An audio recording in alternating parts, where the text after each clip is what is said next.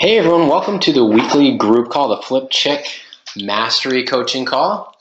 Just want to check in with you real quick and make sure everyone can hear us okay. So this is Nate Lindquist, your peak performance mentor and the CEO of Flip Chick Enterprises. And I'm here with Margaret Wright. Hello everybody. Excited to be on the call with you tonight. Yeah, we look forward to this all week as we got so many projects going on. I don't know how many of you checked in on the Facebook RIA, but we've got a nice flip going on in New Hampshire that we're excited about. And we've been busy. We do a lot of traveling, but the Flip Chick program and being on here in this call with you is the center of our world. So we're really excited to be here. We really are. All right. So this week's call is, it's first of all, it's just an awareness of all the running around and calls that you've been making and the excitement that you have as you go through the process of that you've gone, I'm going to say go through, you're not just going through it, you've gone through the process of becoming a real estate investor and a flip chick. And now what's awesome about it is you're doing it. So again, I just want to do a quick double check, triple check. Is everybody hearing okay? And I ask that because I have had calls, we've had calls where we've done a training and we find out well into it that people couldn't hear us for some reason and they didn't know where to put in the question or anything. So we don't want that to happen. Awesome. It looks like you guys can hear us okay. Yeah, good response. So, all right. So you've been busy and you've been out running around, making contacts, taking the steps from each of the trainings, going out and not only taking the time to review the Power Week trainings, but also meeting with accountants, meeting with attorney candidates, interviewing, and maybe you've already hired. And you've been running around doing the things, feeling the feelings of being a business owner. And that just feels good. So we're excited to see the buzz and hear the buzz. And I want to acknowledge you for being a person of action. And I'm just going to keep talking. I know a lot of what you guys have done up until this point isn't the super fun and exciting, sexy part of it. I know it's cool to know that you're in business. We're really ramping up now to get into. You guys are flip chicks. You guys are real estate investors, and before you know it, you're going to have your first deal under contract. You're going to be just like you may have seen Nate and I literally ripping a house apart. This is going to be your world before you know it. So we just have to take care of some of this administrative foundation stuff. We're going to get into funding this week. So the goal is that in the next 2 weeks, you guys all have access to at least $100,000. So that's our goal for today, is to give you the tools and how you're going to get that money. And staying tuned throughout this training, staying fully attentive. One of the cool rewards at the end is we're going to have an opportunity to make certain that you do. So make sure that you're paying attention throughout the call and that you don't miss, especially the last part of the training. It's all good training, but the last part's going to remind you. It's going to remind you when you get there that there's something special coming. We're going to be guiding a couple of you through a process, and more on that later at the end of the call. So yeah, we're gonna have somebody from our office call each of you and make sure that you have a one-on-one coaching call set up for this week, and then we're gonna work very specifically, very very tight with a couple of you a little bit closer. So very special opportunity for a little bit more one-on-one time with us. Awesome.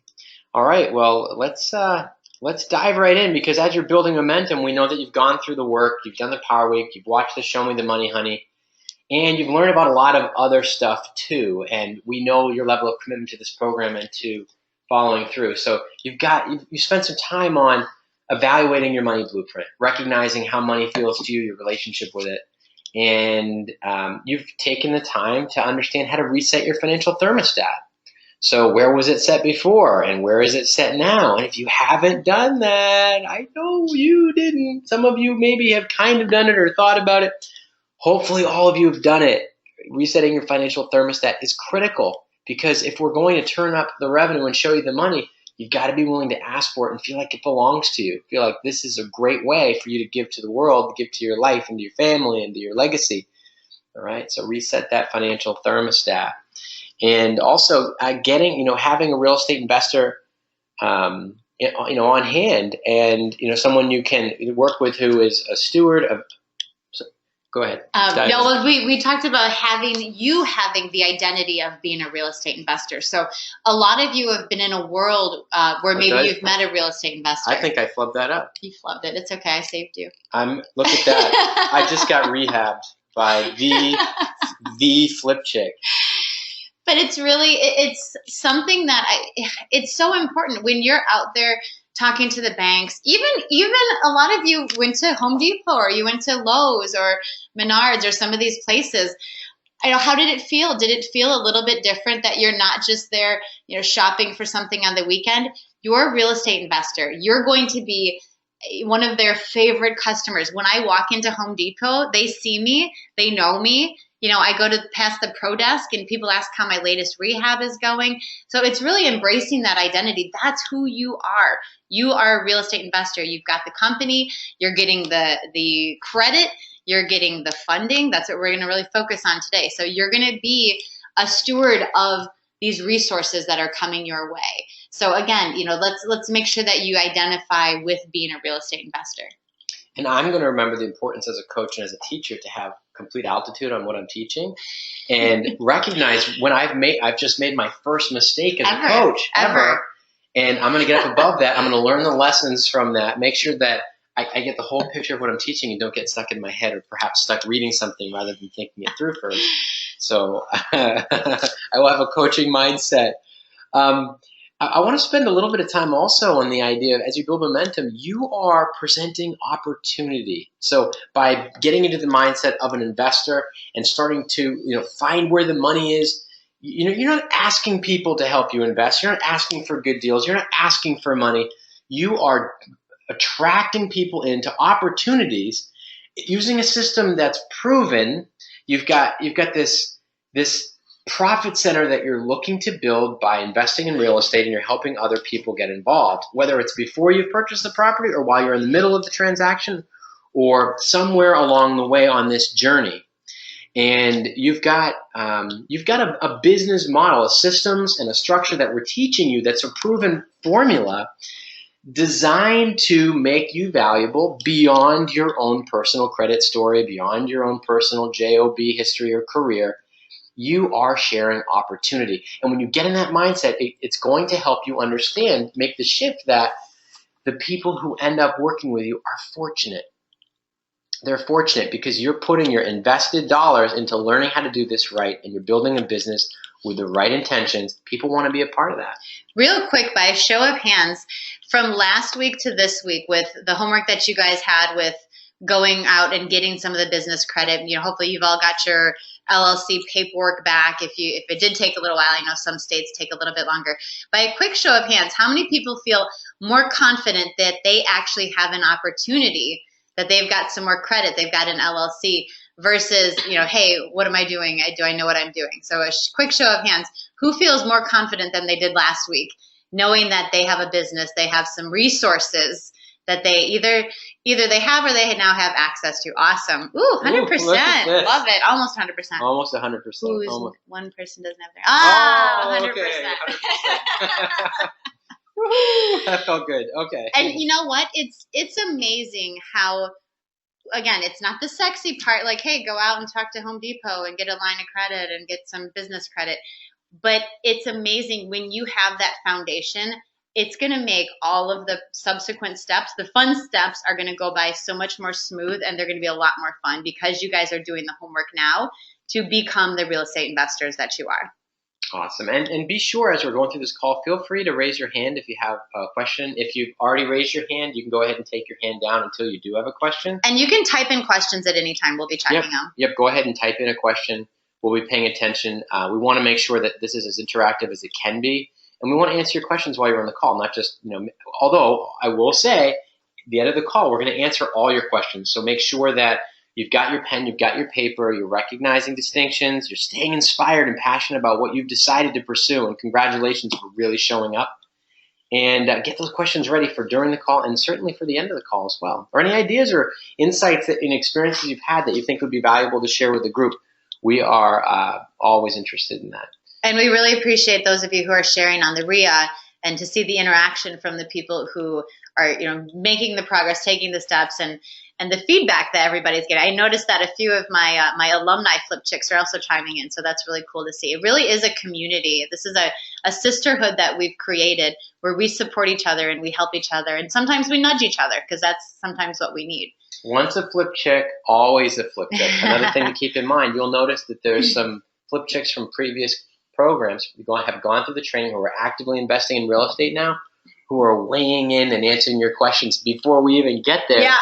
Because they care so much about your success. And frankly, and some they've of been them, there. they've been there. You know what it feels like when you've got an answer and you can help someone out. Now, the other thing is some of them will be looking for investors, but some of them will also be looking to invest.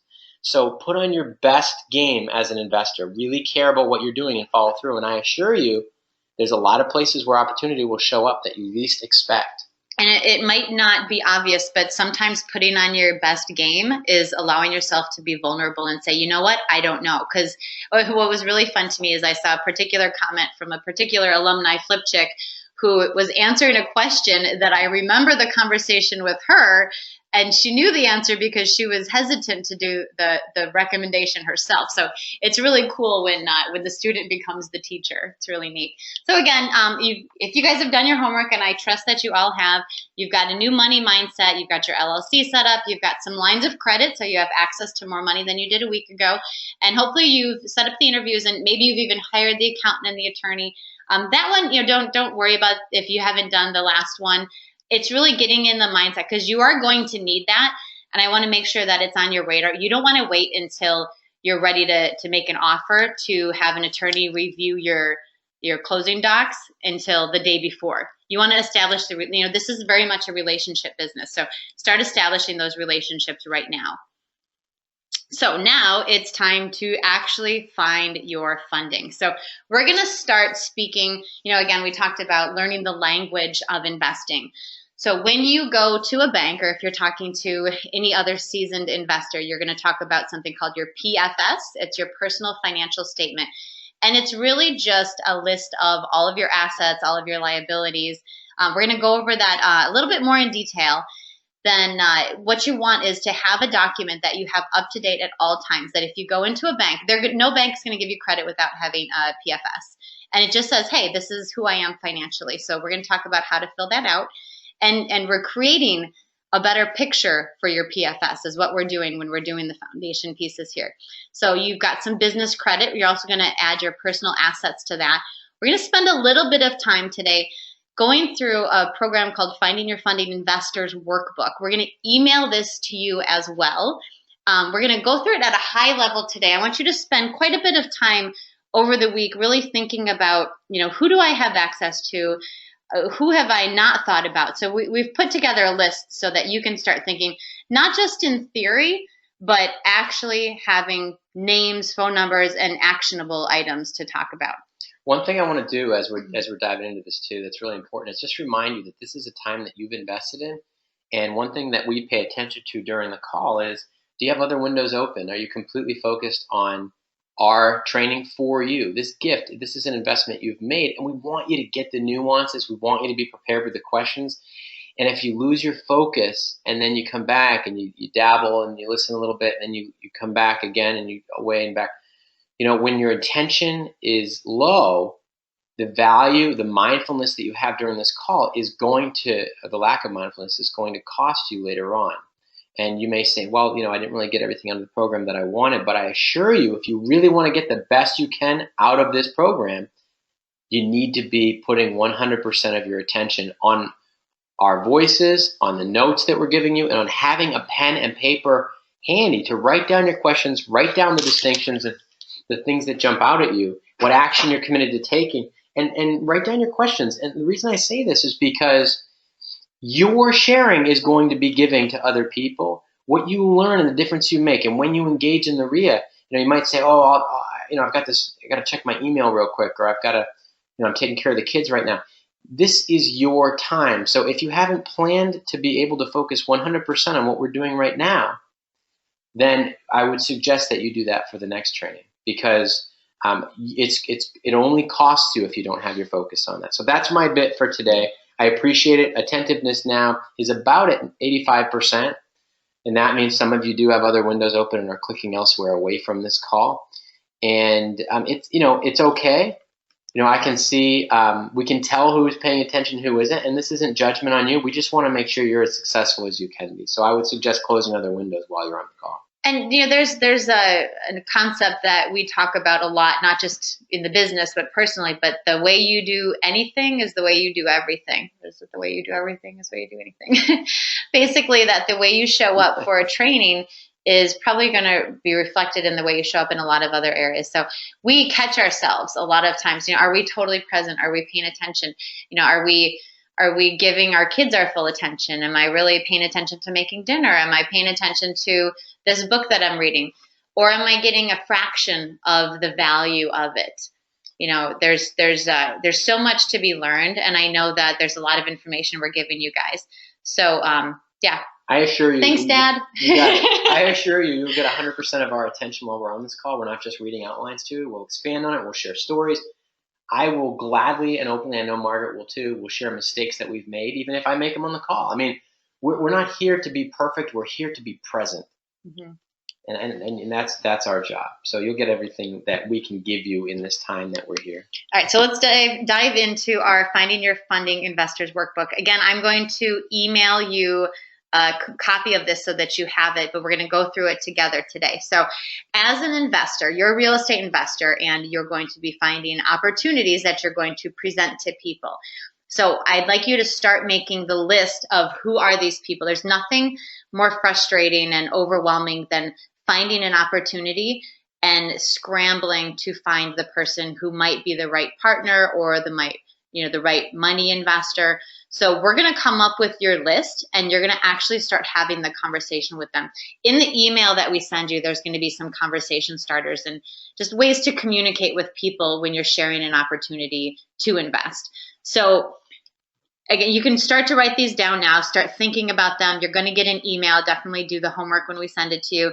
So friends that you know that you are actually comfortable today asking for money who might say yes. So maybe it's your best friend who already knows that you're doing these calls on Mondays, that you're spending this time in this program, that you're on the real estate Facebook page with us, that know what you're doing. They're close enough, they know what you're doing.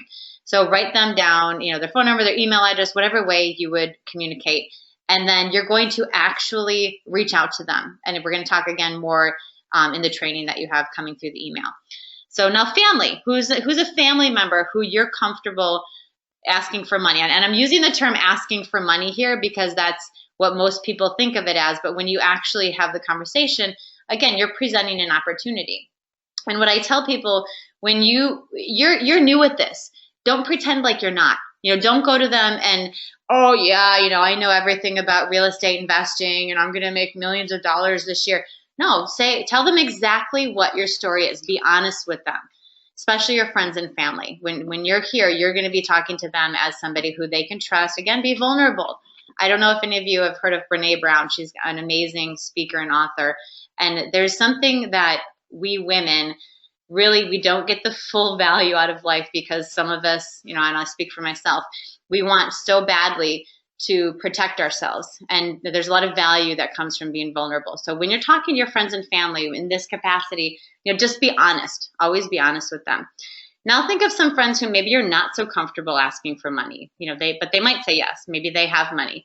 I'll tell you too that you will be shocked at who does and who doesn't have resources.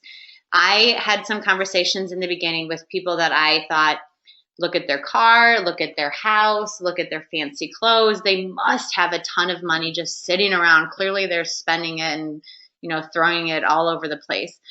And then I would have the conversation, the vulnerable conversation with them and find out that they're into debt up to their eyeballs.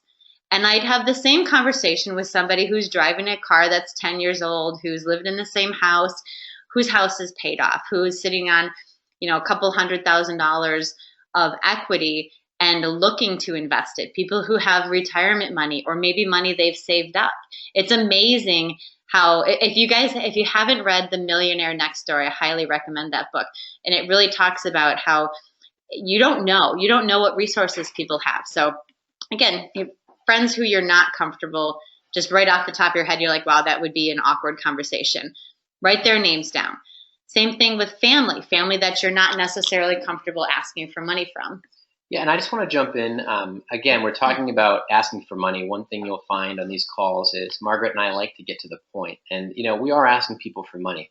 But as I had said before, we're presenting this as an opportunity. A business, a real estate investment business, the one that you're building is a profit center. And when you understand your money mindset and you see what you're doing is presenting an opportunity, you're not just asking for money, you're saying, if you have resources to invest, there's this incredible opportunity for us to do some work together. And here's my idea. And when you open the conversation, you've got to feel in your own being that this isn't a taking. So asking is not taking. It's a giving experience. You're giving someone an opportunity. And I think it's important to remember that. Yeah, and I know the first person who I had as a money investor was a family member who I was very not comfortable asking for money. And I found myself, sharing opportunity, and I never got to the asking part. And finally, one day I said, so would you be interested in investing in this? Yeah, I would be interested. I'm like, I almost fell out of my chair. And they actually said, why didn't you ask me on the last one? And I was like, I don't know. I should have, clearly. So again, just start thinking of creating a list of who do I know? It's really the who do I know list. And you're not, you're going to be sharing with people what you're doing and the opportunity. And at some point, you're going to be asking for the money. One thing that I learned in business building, and I don't know how, I'm trying to think of how old I was. I started business when I was 16, but I guess I was maybe 22 or 23. I sat down with a friend of mine who was a very successful investor, and he was investing in stocks, and he was helping advise people on insurance purchases for long-term investment insurance, like whole life and universal life policies and things like that. And he talked to me about the training process for groups like Mass Mutual and New York Life and some of the bigger firms in the country. And he said, fundamentally what you do when you get into this business is you write down everyone you know, people you kind of know. It's like you're not disqualifying people because you don't have a strong relationship. What you're doing is you're thinking through your network of people who you could communicate what you're up to. And if they're interested or they're not, you're opening your mind up to possibility that there are opportunities. And I remember making a list. He says, everyone can come up with a list of 150 people who you know. And I thought, I don't know 150 people. There's no way that I know 150 people. And I sat down and made a list, and I ended up with over 220 people on my list. And then what I did, and this is back before people were doing email newsletters and everything, I sent out a personal note to every single person, either a personal or a thoughtful note. And I talked about what I was up to. And I said in the letter, I was hesitant to send this letter because although it's an awesome opportunity to work with me, at the time I was building a growth strategy firm and a marketing firm. And I said, I was uncomfortable sending the letter, but I thought, I'm really good at what I'm doing. And it's a really great opportunity for someone who might need some great design work and some marketing work. And it's just sort of a parallel thought process here. But I'm sending this note because maybe you're not the one who could benefit, but it seemed like a really good way for me to connect with people and share an opportunity. And maybe we could chat. And you know what? It's not about doing business. It's about let me tell you what I'm up to. And if I can be of service, if I can offer this service to someone who you know, or offer this opportunity to someone who you know, who you believe could benefit from what I do, here's where you could see what I do. Here's where we could have a conversation, how we could get in touch. And just let me know. And in the meantime, I'll be in touch with you in the next, on Thursday after 2:00. I got more response for new business opportunities than I ever could have imagined. And I ended up with a backlog of new projects for my company. And I got these amazing connections that I'll have for the rest of my life. People who I didn't know had any interest. Some people just called and asked questions like, oh, really? What's that like? I've always wanted to do that. Or the people who I could hire, or people who could help clean my windows. They're like, oh yeah, here's what I do. I didn't know you did that. Here's what I do. And it was like this really unique, very human way to connect with other people. So you're listening to my voice, okay? And throughout this whole process, there has been a feeling of this is new for me, because when we're going to grow, we have to have a this is new for me moment. And you have at least 150 people who you know who you could invite to have a conversation without asking them for money. Just, I'd love to tell you what I'm up to. And I thought of you, and here's why. And sometimes it's business, sometimes it's personal, but you build rapport by making it about them. And it's fun to write the letters because you're like, oh, let me stick it in the mail and see what happens. It's like a scene from It's a Wonderful Life. You take the $2, you put them into the vault, and let's see what happens. If you don't know that reference, then watch It's a Wonderful Life, because everyone should watch that movie. And it's interesting too. When as Nate was talking, I was thinking about the different people that I've partnered with and that I've invested with. And I realized, so one of the people who I did some investing with, and he actually ran some projects for me, was my hairdresser's brother-in-law. And I think back to the conversation, is, hey, this is what I'm doing. And people will come out of the woodworks. And she said, oh, my brother-in-law does some flipping or fixes up houses or something. And from the way she talked about it, it sounded like he was super successful. And I thought, okay, well, he's probably got it all figured out and doesn't need any help, or, I'm not even sure what could come of this conversation. I talked to the guy, and he said, I've got $100,000 sitting in the bank, and I can't figure out what deal to do. I haven't found the right deal, and I'm working on some other things, so I don't want my money to just be sitting there. So it was literally somebody saying, please take my money, help me to invest. And I never would have known him if I hadn't had this conversation with the girl who was doing my hair. So again, don't disqualify or discount who might be somebody or know somebody who is eager to have an opportunity to invest in something like what you are going to have to give them the opportunity to invest in. When Nate was talking about just talking to people, and X number of people, my kids used to take language classes. They were taking some Chinese Mandarin classes, and I would sit at the coffee shop for 2 or 3 hours while they were in their classes every Saturday morning. And I got to see the same people. I ended up chatting it up with a gentleman who looked like was of retirement age, and we got to talking about what he did and what I did. And we ended up investing in 3 properties together. This is a complete stranger who I ended up just striking up a conversation with. So again, don't think that the money isn't out there. The money is out there. Maybe it's not your friends, maybe it's not your family, but there are people out there that are 1 or 2 degrees removed from you that have so many more resources than you or I will ever be able to actually put into play at the beginning level. I will say, at least where you guys are at right now. So again, don't just keep your eyes open to who might be out there. So also, as part of our investors workbook, and this goes back to, again, when we speak with the banker, we're talking about our PFS, our personal financial statement. So you're going to want to have a list of all of your accounts that you have. And it's also it's a reality check. It's a snapshot of where you are. Investors know where they are. They know where their numbers are.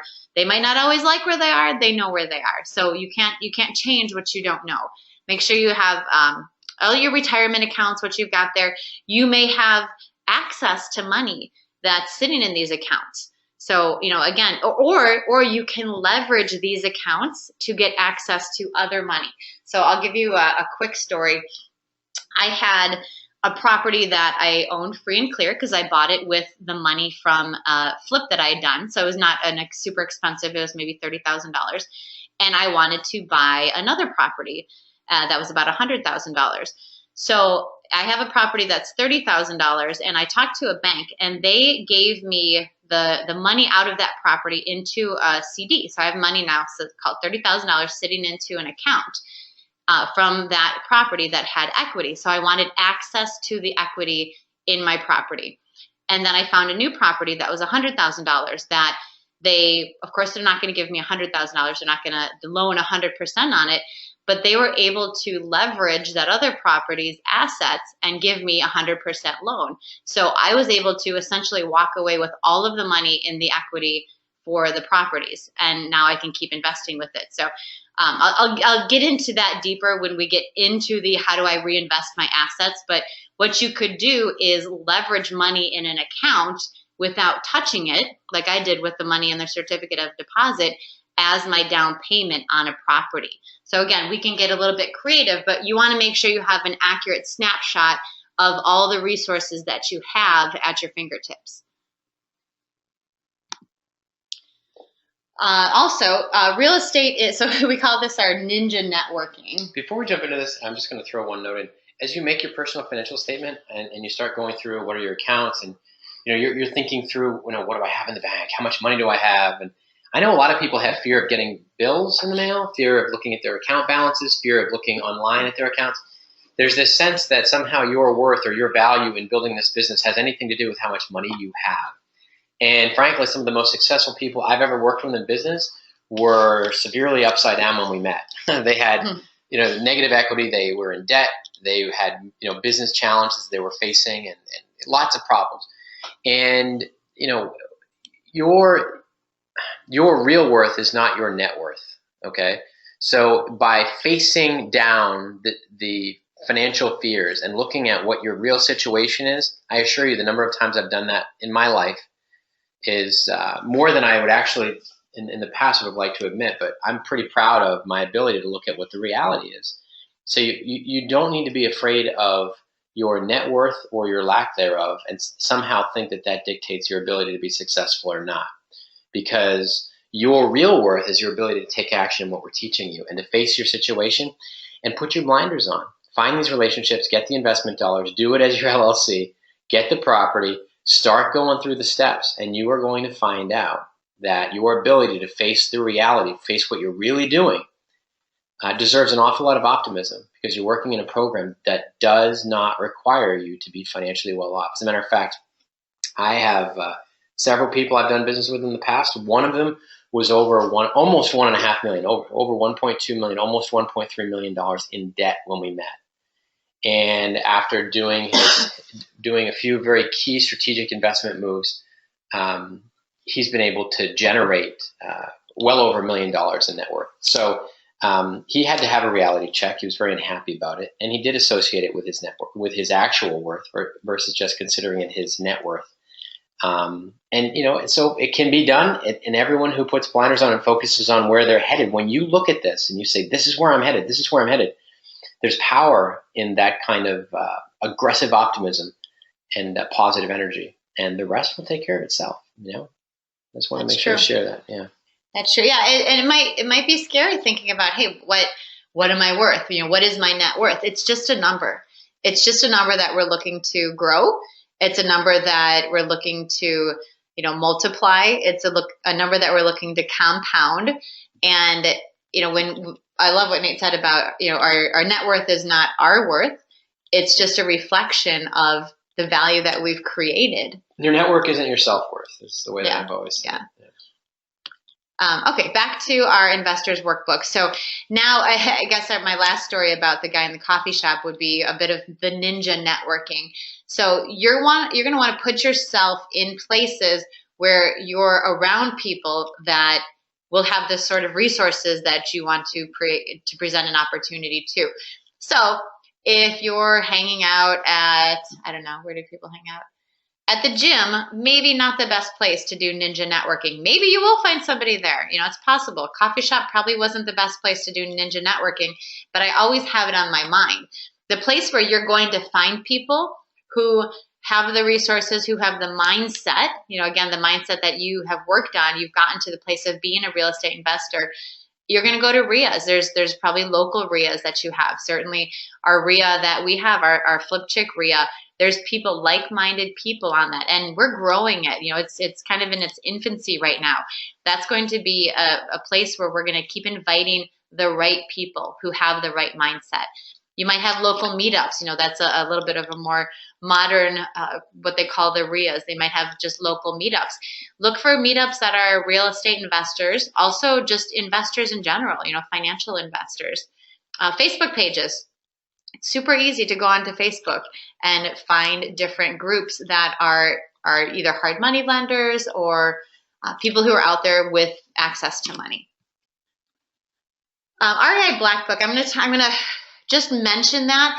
I think what I'm gonna do is actually have I'm a bit friends with the founder of REI Black Book. It's a resource where a bunch of real estate investors go and put their deals out there. They share resources. it's an investment to get onto the REI Black Book program. I'm going to talk to them about what they might be able to do to share with you. It's a program that I started as part of, oh gosh, what was it? Maybe 6 years ago, 5 or 6 years ago. And I really just used it for networking. I loosely use it for some of the programs that they have inside with how to do some analysis, but I mostly use it for networking and to see what other investors are doing, what kind of deals are they out there doing, just so I can keep my finger on the pulse of what's going on. All right, banks and strategic partners. So what will happen is as you grow your business, your banking relationships will become a huge part of the growth of your business. So when you're talking to a bank, and we're going to go deeper into this after you get your personal financial statement put together, where we identify the gap of, hey, here's where I'm at. Here's the equity that I have, the credit that I have, the actual cash on hand assets, the cash that isn't liquid, but I have as equity in my portfolio. Once we have that identified, then we'll start to talk about, now what are you going to do with it? Now you've got this information. How are you going to talk to the bank? So we'll touch a bit on that next week, and I'm really excited for the format of our next call is going to be very, very hands-on, and a couple of you are going to be joining us for the call live and talking with us. Yeah, just as a preface to the banking relationship conversation, we're going to go into more detail, but I will tell you this: the banks are hungry to meet you, to help you, and then once you demonstrate your follow through, which I know all of you will demonstrate, right? Your commitment to being an investor will be very attractive to them, and they'll want to help you and support you, provided you have the right banking relationship. So you're going into the bank once again to be there as an opportunity for these banks to work with a great client and to be part of your support system. And you're not applying to hope that they'll work for you. They'll work with you. They're hoping that you will work with them. And provided that you follow the steps, you can really have a lot of success working with banks as you build your business. You're going to need to be able to work with them successfully, so you're going to want to learn how to work with them successfully. Yeah, and it really is establishing the right relationship with them up front. I think about some of the bankers that I work with closely, and we have a very casual conversation at this point, but I went into the relationship interviewing them. And that's what you're going to do too. It's definitely not the asking for money. You're not going to go into the bank and say, oh, what kind of loan programs do you have? You're going to go in and you're going to interview them and see if they're the kind of bank that you want to have a long-term relationship with. And when you present the conversation that way, they're going to know that you're different than 99% of the people who walk into that door. And that's what's going to set you apart from anybody else who's coming in, quote unquote, asking for money. You're in there and you're interviewing to give them the opportunity to sell you their product, which is money. So now talking about strategic partners. So when you start talking friends, family, random people at the coffee shop, there's different ways that you can partner with somebody. So you could do just a fixed rate. It's kind of like they could become your hard money or soft money lender, somebody who's going to loan you some money for a set of time for a certain rate. Or it could be something that's a little bit more flexible. For example, when I first partnered with the guy who I met at the coffee shop, I gave him a percentage of the profit. He had no idea who I was. He had no idea. I took him to the houses that I was doing, but I wanted to give him a higher level of confidence. And frankly, it was a way for him to take a little bit of the risk as well. So he got a percentage of the profit instead of a percentage return on the money that he actually invested. So again, there's different ways that you can be creative with what that relationship looks like, what that partnership looks like. It's possible that you have somebody who you meet who has a home that needs to be fixed up. You could create a partnership, a strategic partnership, and you're going to have an attorney review what that looks like. With somebody who has a home that needs to be fixed up, you might be able to go in and take advantage of the equity plus the rehab value that you're going to add to the house and see a return from that. I've partnered with contractors before. So I found a house that actually, there's different reasons why you would do this. If you find a house that for whatever reason you can't find a great contractor to do it, this particular one that I had, the house was further away than my normal contractors were willing to travel. And I didn't want to go out and find brand new contractors in an area that I wasn't going to be anywhere close to. So I offered it to one of my contractors as a partnership. So he got a share of the profit, and it meant that he was perfectly happy to drive an hour and a half every day each way to go. And I felt really comfortable and confident in the quality of work that's getting done because it was a contractor that I'd worked with. So we split the profit at the end of the day, and he put his sweat equity into it as his portion of his investment into the property. So it really worked out well for both of us.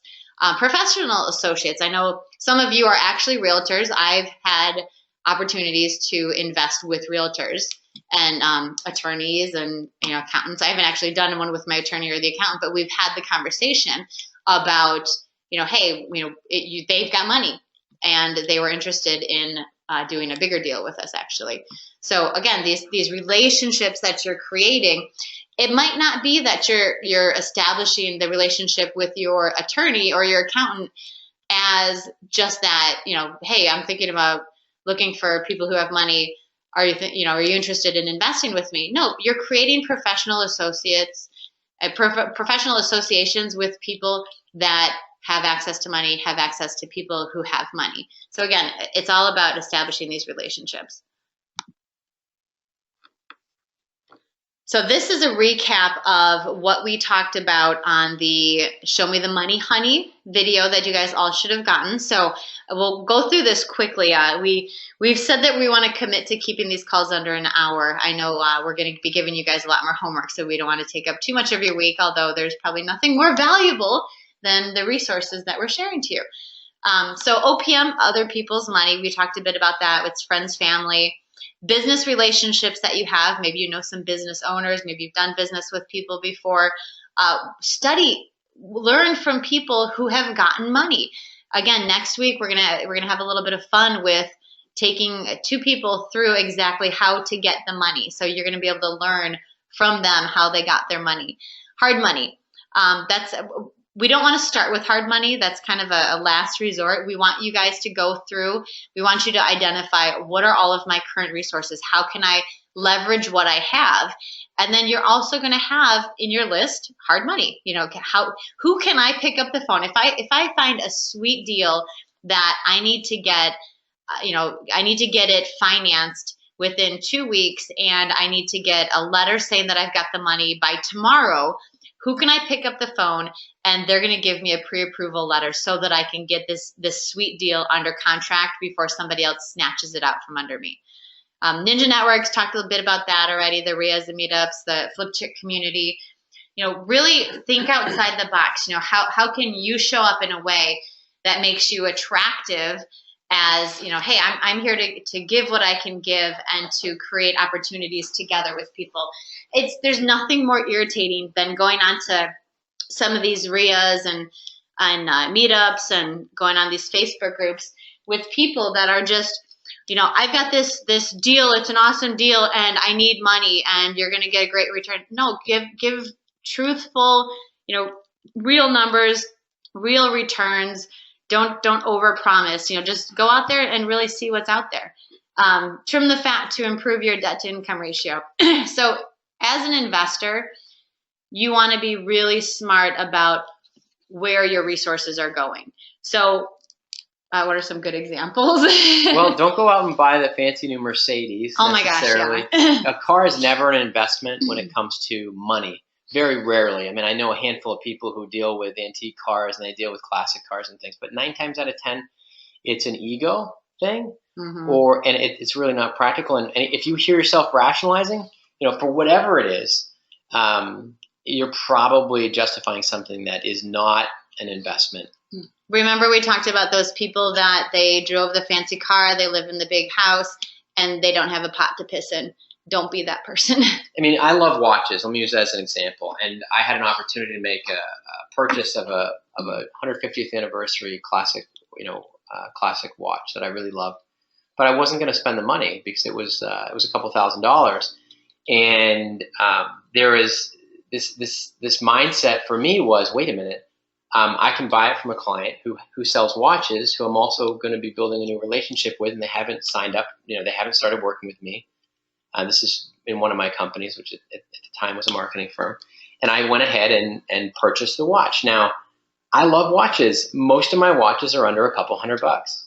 And I believe that my attitude is, if I love the watch, if I love it and I'm going to enjoy it, that's great. But I'm not going to get I'm not going to purchase a watch that's tens of thousands of dollars or even over $1,000. As a matter of fact, most of the people who you read about in the Millionaire Next Door, they'll tell you they've never spent over $500 on a watch. Mm-hmm. And it's this idea of keeping up with the Joneses, or look at all the financial planners that are wearing these Rolexes and Movados and all these different types of. It's time to look at what you really value and what has the meaning in your life, and recognize that what you own owns you.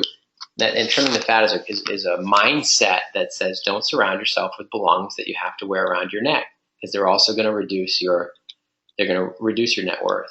It's because you have to clean them, you have to insure them, you have to support them, you have to buy new ones, you have to keep up with the other people who have them. So make a list. And it doesn't mean that you're not going to have these nice things. It's really, what if you're realistic about where you are right now, what is in your, what's reasonable? It's so many people living above their means. Let's get your means so high that you can have all of these things. Yeah. Can you buy it with cash?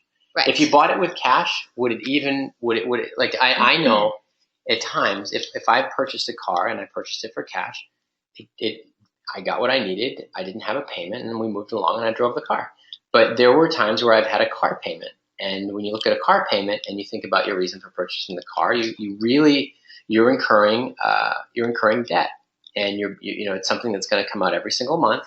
And your income, whatever, especially if you're on an income that isn't constantly growing, you're in a JOB, that has just reduced your DTI, your debt to income ratio. So you want to be in a situation where when you spend money, it's an investment or it's disposable income. And I assure you, if it's income that isn't being provided to you automatically because of your investments, interest and dividends from your investments, it's not disposable.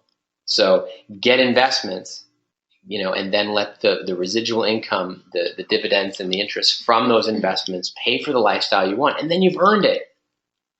Yeah, and it's a transition to go into that. I guess that's part of the mindset as well. What will happen is, as you go through the program, as you start flipping houses, as you start buying these rental properties, you're going to be in such a good position with income coming in, and your debt to your income is going to look so good that this is really when the banks are just practically throwing money at you. Not because they're doing that like they did back in the 2006, 2007. They're doing it because you are their ideal client. So that's what we want to create, is you being that ideal client for them. I got a message here that raise your hand if you watched or remember watching the Show Me the Money, Honey. Raise your hand if you did watch that, because we can resend that to you guys, or if you need a refresher if you don't have the link to it still. So raise your hand if yes, you did watch it, and if there's enough people that haven't, then we will send out the link as well with the Investors Workbook. Okay, so it looks like a couple of you did not get it. So we will go ahead and maybe it'll be useful just to refresh it for those of you who did watch it. So we'll send that out to everybody as well with the email. Yep, absolutely. Not a bad thing. I think, how long is it? Hour? I don't know. I don't remember. You can, as you're watching it, feel free to multitask. I know Big Brother over here won't be watching you. Do it in net time. I'm such a fan of net time, so I know it's so true that when we put all of our attention onto something, we're going to get a better result from it. And when we're learning about money and investing, that's where we want to put a lot of our attention. But at least when you're with us, give us undivided attention, because time with us is so incredibly valuable. Oh. And we are so incredibly humble. Yes, he is.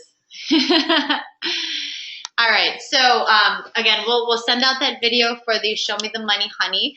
and the Finding Your Funding workbook. Make sure you go through that. There's more in the workbook than what we covered in today's call, but we wanted to really honor the time and try to keep this to an hour. And your personal financial statement. Would you guys like me to send you a template for that?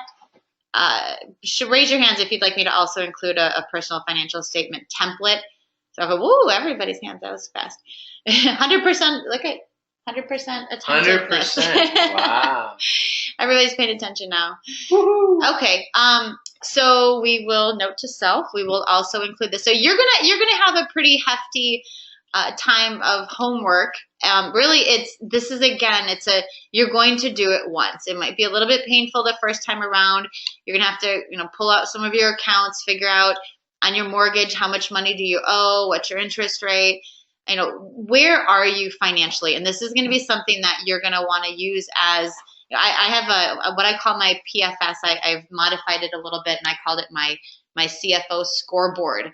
So if this is the game, this is a game that we play of real estate investing, then what's my score? So I look at it and I like to look at, hey, how much did my net worth go up this quarter over last quarter, this year over last year?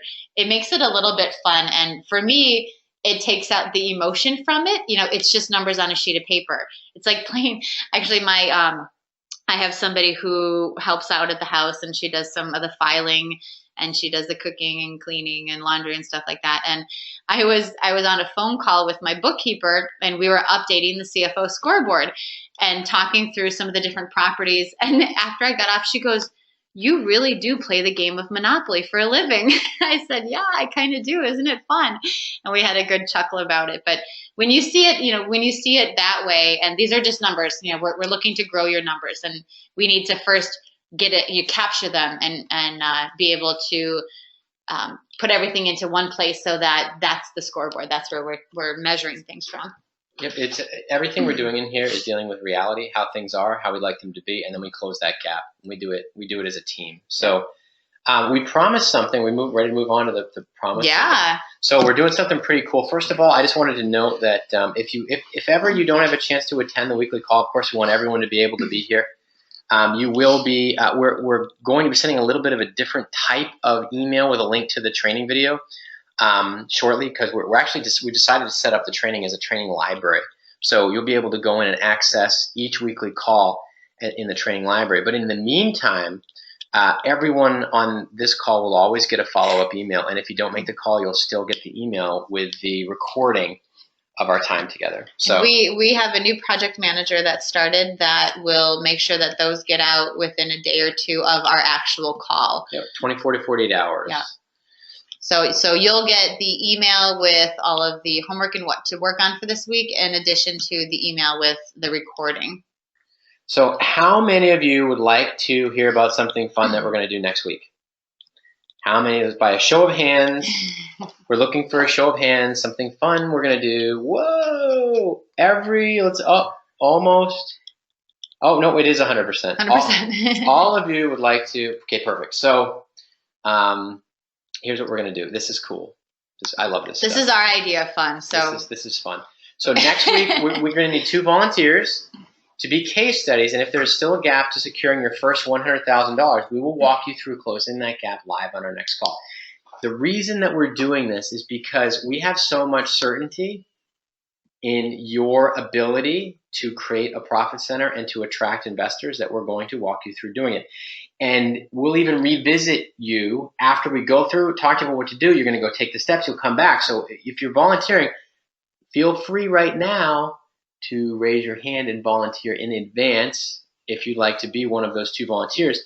We're going to work with you until you've successfully put together your funding. We're going to close that gap with you. So would you like to be, we're going to be showing you the money, honey, on the call. So we're not just going to be sending you to a video. So what we're going to do is you're going to do your homework. You're going to fill out, these are the people I can ask money from. And we're going to make sure that you know exactly, and don't worry, we're not going to share your personal financial statement with everybody. We're not going to share anything. What we're going to do is we're going to walk through the process. We're going to answer your questions. we're going to get you through, whether it's something in your. We're basically giving you a little extra special attention so that we can use real life examples to share with the other people who probably have the same challenges, the same questions. And what you guys will, what you'll realize is that we all go through the same thing. I had the same challenges and the same questions when I was trying to figure out how to get my first 100,000. And some of you, a lot of you actually already have $100,000. So I just picked that number as, if you have $100,000 that you have access to be able to flip a house, you can get started. There's nothing holding you back. So what we'll do is, from the people who are volunteering, what I'd like this week, if you haven't already, we're going to make sure that everybody gets a coaching call, a one-on-one coaching call with us this week.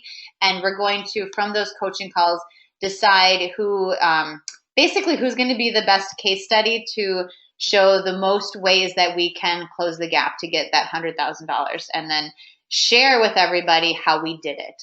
So we'll probably have Craig reach out to everybody or send an email to schedule the coaching calls with you guys. And then from that, we'll make a decision on who is going to be the lucky ones. Yeah, this is neat. And I think of how many times, I've been in a training for different areas of my business. And there are times where it's so easy to get stuck in the psychology, the mechanics, the steps. And so altitude from someone outside your situation. And that's what this is all about. So if you think that you might be interested in being a volunteer, if you think it sounds really cool to have access to being the one who is able to close that gap and secure the $100,000, just raise your hand if you think that you might like that to be. We're not going to hold you to it, but okay, let's see. We're getting some response here. More than two. More than two. So the requirements are that I'm going to ask this question to you. Put your hands down for a second. Has everybody set up their LLC and received their tax identification number, their EIN number back? So raise your hand if you have your LLC. Perfect. So a couple of you, leave your hands up. Either you haven't, or you're just not raising your hand. But no judgment. But you will need that to be done before we can help you. So you'll have to have your LLC set up.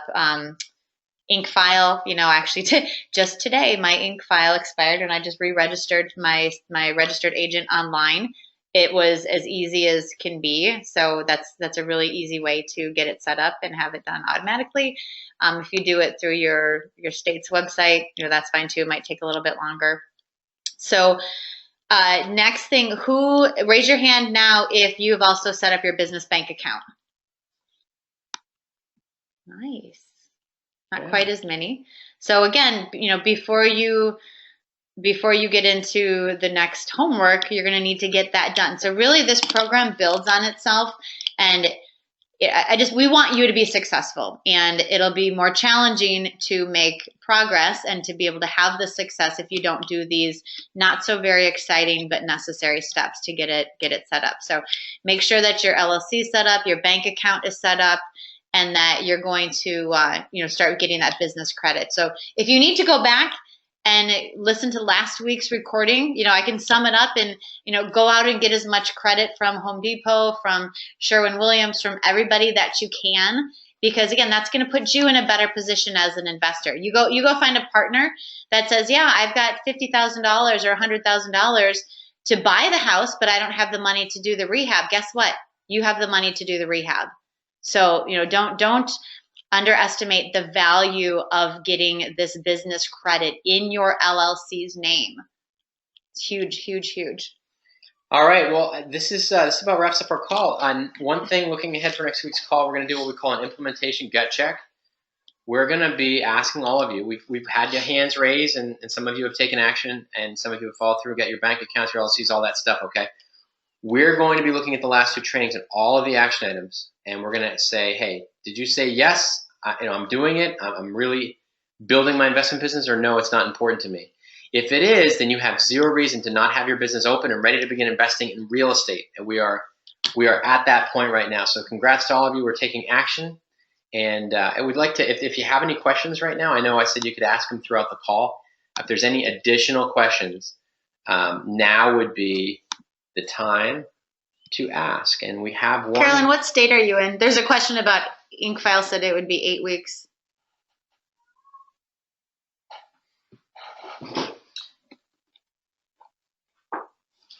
So if any of you guys have specific questions about how long to get your, if you're having challenges, if you've actually applied for the LLC and are having challenges, send a quick email to support, or you can message it right now. So Carolyn, we'll make sure that we help you figure out a good solution for that, and how to not lose the momentum. Make sure that you can get in and get everything that you need set up. 8 weeks is crazy. There's got to be a better way. All right. If there are no other questions, look at that. We are just at an hour. So I'm proud of you, babe, for he wants to give so much that sometimes we go over, and then I told him we had to minimize or have minimal slides this week so that we didn't talk for hours and hours and hours like we like to. Okay, Alabama. So Carolyn, I'm going to look into that a little bit and see if there's a better option. So it might be that it'd be better for you to go with an attorney or to go straight to the state website. All right. Well, we did it, guys. Great call. And we're looking forward to next week. So we're going to do, those are the two things we're going to do. Really, really remember this important looking ahead. We're looking for you to be ready and prepared for next week.